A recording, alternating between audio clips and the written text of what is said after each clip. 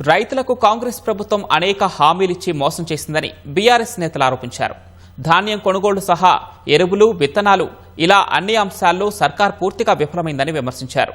వరంగల్ రైతు డిక్లరేషన్ వెంటనే అమలు చేయాలని డిమాండ్ చేశారు. వడ్లు కొనకపోతే కిషన్ రెడ్డి సంగతి చూస్తా అన్న రేవంత్ రెడ్డి మాట తప్పారని మాజీ మంత్రి శ్రీనివాస్ గౌడ్ అన్నారు. రైతుల ఆగ్రహానికి ప్రభుత్వం గురికాక తప్పదని హెచ్చరించారు. కేంద్రం నిర్దేశించిన కోటా మేరకే పంటలు కొనుగోలు చేస్తామని రాష్ట్ర ప్రభుత్వం ప్రకటించడం దారుణమని మాజీ డిప్యూటీ స్పీకర్ పద్మా దేవేందర్ రెడ్డి అన్నారు. కేంద్రం చెప్పిన వరకు మాత్రమే ధాన్యం కొనుగోలు చేస్తామనటం ప్రభుత్వం చేతకానితనాన్ని ప్రతిబింబిస్తుందని ఎమ్మెల్యే తాతా మధుసూదన్ అన్నారు. ముందేమో ఎన్నో ప్రగల్భాలు చెప్పారు. రైతులకు అది చేస్తాం, ఇది చేస్తామన్నారు. ఏం లేదు. రైతులకు కరెంట్ ఇస్తామన్నారు, కరెంటు పోయింది. విత్తనాలు ఇస్తామన్నారు, ఖతమైపోయింది.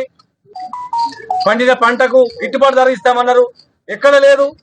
కొనుగోలు కేంద్రాలే లేటుగా పెట్టిరు. ఎందుకంటే వాళ్ళు లేటుగా పెడితే ప్రైవేట్గా అమ్ముకోవాలి. సగం బడ దాదాపు 1,40,00,000 మెట్రిక్ టన్నుల ధాన్యం ఉత్పత్తి అయితే కేవలం 70,00,000 మెట్రిక్ టన్నులు కూడా కొనలేదు. కొనుగోలు కేంద్రాలు లేట్ చేయడంలో ఉద్దేశం ఏంటంటే ప్రైవేట్గా అమ్ముకోవాలి. తడిసిన ధాన్యం కూడా కొనే పరిస్థితి లేదు. యూరియా ధర పెంచేసారు.